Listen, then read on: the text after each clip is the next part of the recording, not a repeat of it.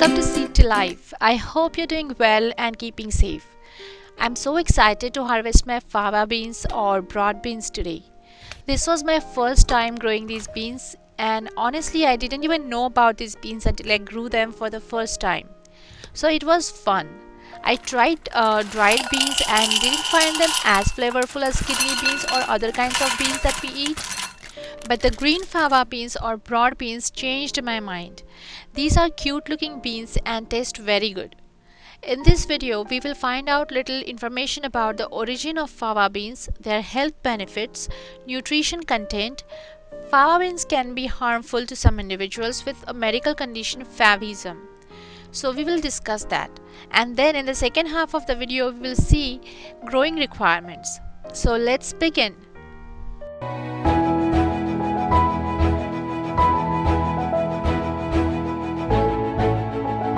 Fava bean is one of the first cultivated crops in the world. The exact origin is not known, but it first originated or was cultivated in eastern countries and part of the Middle East. It is actually surprising since fava bean loves moisture, and I didn't think Middle Eastern countries had moist soils back then. The botanical name of fava beans is Vicia faba. They are also famously known as broad beans or haba. And then there are many other local names. Like many other nutritious foods, broad beans are also energy rich natural multivitamins. They are carbohydrate rich beans and very creamy in taste. Carbohydrate content is approximately 60% and protein content is around 25%. Fava beans are a good source of vitamin B and folate. They also contain vitamin K and C. Other than vitamin, broad beans are also packed with a number of minerals and microelements. So healthy, isn't it? But again, like any other beans, they also contain some anti-nutritional factors like phytoagglutinins and levodopa in small amounts. You can boil these beans to eliminate the harmful effects of these phytochemicals. Other than that, there is a genetic condition called as G6PD deficiency. It is an enzyme that is important for the healthy red blood cells, and deficiency of this enzyme can cause a type of anemia called hemolytic anemia. It happens because the blood cells are destroyed more quickly. The symptoms depend on the severity of the disease, and they can range from pale skin, frequent infections, shortness of breath, fast heartbeat, jaundice, and this condition is called as favism. It is also caused by some other medication and consuming fava beans. So people with this deficiency, G6PD deficiency, they should avoid fava beans. For more information, check the description or my blog to find the links. Coming on to the growing part of fava beans, I found the dried fava beans in the grocery store and just for fun decided to try growing them. The seeds stay viable for 3 years if you store them properly. Don't freeze them but keep them in a cool airtight container in a dark place. I think fava beans are one of the easiest plants to grow. They are cool season crops. I started them last fall and the plants were ready by winter to produce the yummy beans. Alternatively, you can also start the plants in early spring outdoors or late winters indoors, and then plant them out when the freeze is over. In winter, when all the other plants were dying down, fava beans were growing fast and trying to keep the garden beautiful. These plants grow well in moist, silt-like soil and they are not very demanding. The optimal pH is acidic between 6 to 6.5. Too much acidity is not recommended. You can either direct sow the seeds or soak them first for a couple of hours.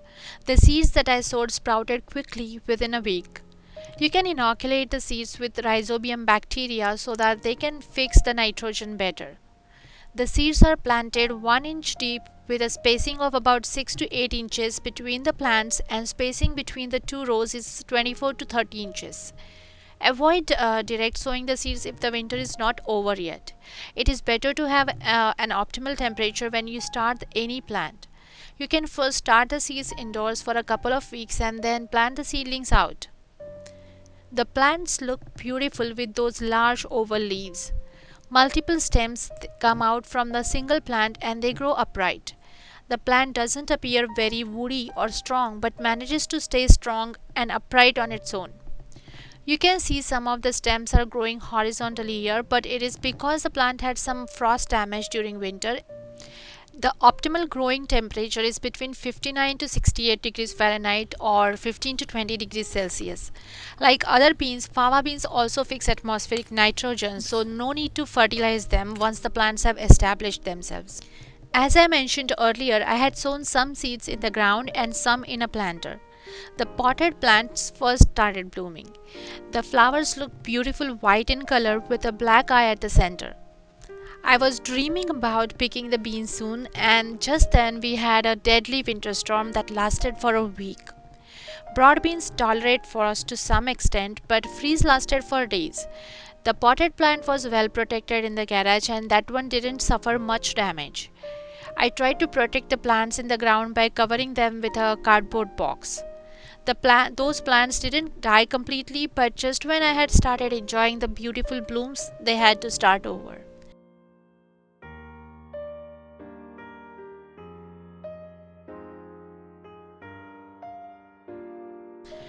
New shoots rose up from the ground as the temperature started coming back to normal. Pods soon started forming and they soon filled up with the healthy beans.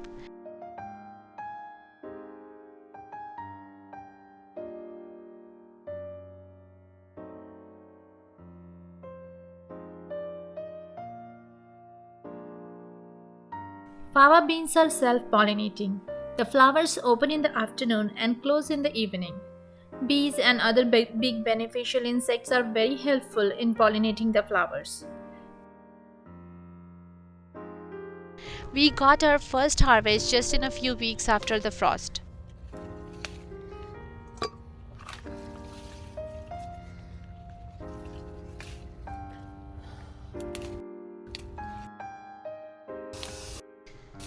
The pods are about 6 to 8 inches long. These are still small, but I know that they can grow much bigger. The size of the seeds also depend on the variety, and I'm not sure which variety I have. Harvesting these beans is so much fun. They grow pretty big. You can wait for the pods to dry if you like dried beans, but I harvested them young. It is very easy to take them out of the pods. If you prefer fully formed mature beans, then you can remove the cover before eating. It is always a good idea to cook the beans for better digestion. It also disables some anti-nutritional factors that can give you an upset stomach. Just like beans, flowers and leaves are also edible. As these beans grow in cold season, if you start them in fall, you don't have to worry much about the pests. But in springtime, they can get attacked by some usual pests like aphids, slugs, spider mites, and some bacterial and fungal diseases. Some of the branches of my beans were appearing burnt and turning black. It looked like a fungal infection due to excess moisture. It didn't affect many branches, and I got rid of the dead branches and the plant was fine after that. I usually do not apply pesticides. I sometimes find small size pests beneficial as they attract their predators or bigger beneficial insects in the garden. So don't rush to kill the first pest that you spot in the garden. Let nature take care of it first. It helps in a long term if you want to practice organic gardening. I want to show you some fun thing now. These fava plants had many weeds growing near the stem, so I decided to clean the soil around the plants, and that's when I noticed a rabbit hole near the plant.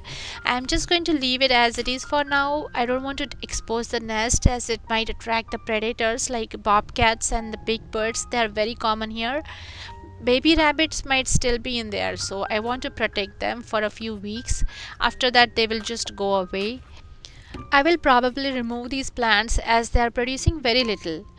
Time to grow some new beans now. I hope you like this video. If you grow these plants, feel free to share your experiences in the comments. A big thanks for watching my videos. Please subscribe to my channel Seed to Life and share my videos. Video links are posted in the description. See you again. Bye.